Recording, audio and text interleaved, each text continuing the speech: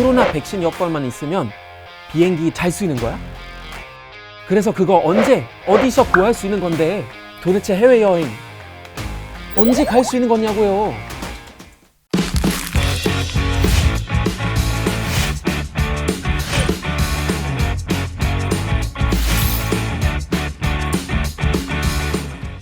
안녕하세요. 와이즈맨 다니엘입니다. 백신 접종률 1위 이스라엘. 마스크를 벗어 던진 나라가 됐어요. 실외 마스크 의무 착용이 해제됐고 학교 등교도 정상화됐습니다. 오, 그럼 이제 해외여행 갈 수 있냐고요? 하와이의 경우에는 2020년 10월부터 미국 본토와 캐나다로부터의 입국자에 대해 12일 자가 격리를 면제했어요. 올해부터는 한국과 일본 관광객도 지정 검사기관에서 검사한 음성 결과지만 제출하면 별도 격리 없이 하와이 내에서 이동이 가능하죠. 지난 4월 19일부터는 호주와 뉴질랜드는 자가 격리 없이 양국을 자유롭게 여행할 수 있고요. 4월 초에는 타이완과 팔라우가 아시아에서 최초로 서로 국경을 열었습니다. 홍콩과 싱가포르도 양국 간 입출국을 허락합니다. 이렇게 일부 국가들끼리만 국경을 열고 입국을 허락하는 것을 트래블 버블이라고 부르는데요. 한국도 문화체육관광부 장관이 나서 트래블 버블 논의를 본격화하겠다고 밝혔습니다. 논의 상대 국으로는 호주, 뉴질랜드, 베트남을 언급했어요.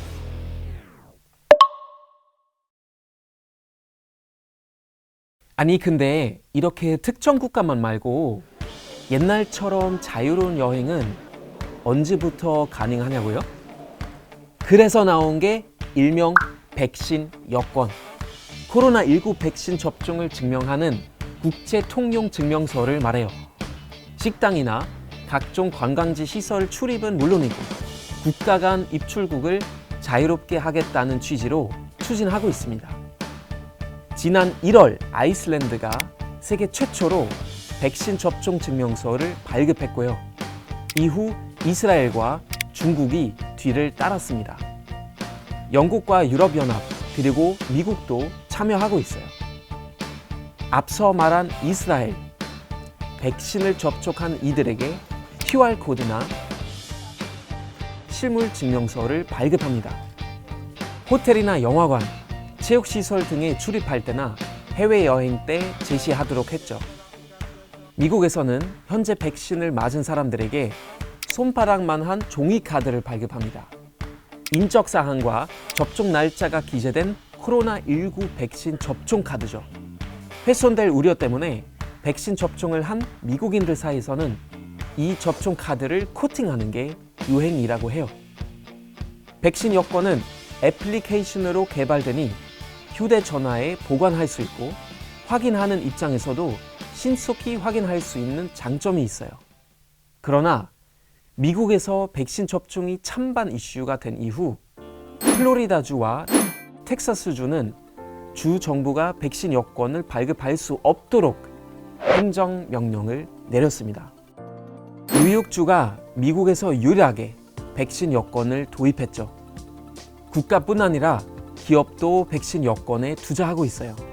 항공사에서 특히 나서고 있는 상황인데 전 세계 290여 개의 항공사가 회원으로 가입한 국제항공운송협회가 백신 여권 트래블 패스를 개발하고 있어요.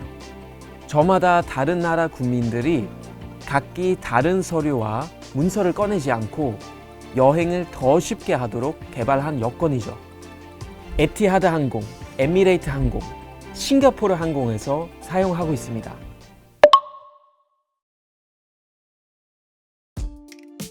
그러나 WHO는 현재로선 코로나 백신 여권을 지지하지 않는다고 밝혔어요. Of vaccination as a requirement for travel is not advised because quite simply vaccination is just not available enough around the world and is not available certainly on an equitable basis. 그 이후로는 백신 보급이 선진국들에 몰려있는 문제가 해결되지 않았고 그로 인해 불평등과 불공정이 심화될 수 있다는 이유예요.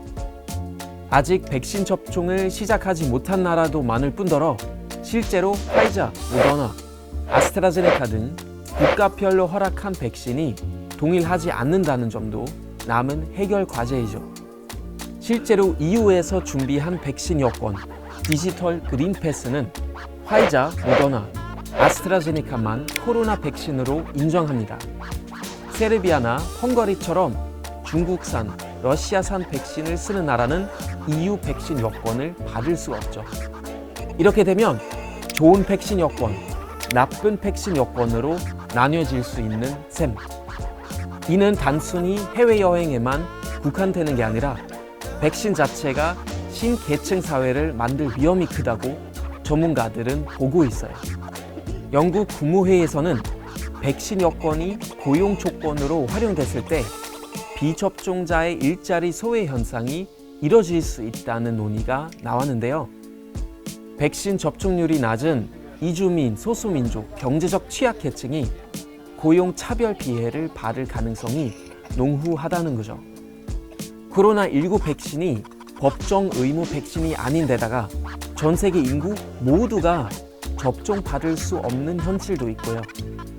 알레르기, 종교적 이유, 임신으로 인해 접종이 불가능한 사람들도 있다 보니 백신 여권 때문에 이들의 박탈감이 더 커질 우려도 있어요. 또한 백신 여권이 주로 디지털 파일 형태이다 보니까 스마트폰이 없거나 디지털 활용 능력이 떨어지는 노인 계층은 소외될 수 있죠. 가짜 백신 여권도 문제입니다. 일반 여권이 위조되는 것처럼 지하 암시장에서 백신 여권이 사고 팔릴 수 있는 건데 실제로 올 3월 스위스 츄리히에서 가짜 백신 여권 판매 광고지가 돌았어요. 또한 이탈리아에서 스페인 유학생 6명이 헝가리로 여행 가려고 가짜 테스트 결과를 제출했다가 경찰에 붙잡히는 일도 있었고요. 한국도 블록체인 기반의 여권을 준비했고 비격리 해외여행 체결국도 검토 중입니다.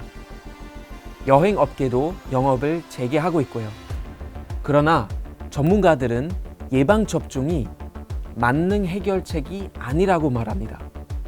영국 정부 과학 고문들이 낸 논문에서 접종 증명서로 인해 사람들은 코로나가 더 이상 위험하지 않다고 인식하며 마스크를 버리는 등 사회적 거리 두기를 무시할 수 있다고 우려하는데요.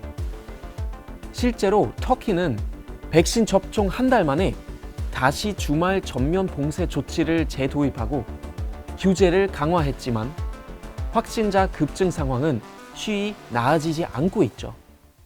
Vaccines start protecting the most vulnerable, we're not going to achieve any levels of population immunity or herd immunity in 2021. And even if it happens in a couple of pockets in a few countries, it's not going to protect people across the world. 나 혼자만 백신 여권이 당첨된다 한들 꿈꾸던 해외여행은 아직 어려울 것 같습니다. 나라의 힘에 따른 수급이 아니라 더 많은 사람이 백신을 맞고 차별 없는 백신 여권이 생겨야 모두가 함께 가는 여행이 가능하지 않을까요?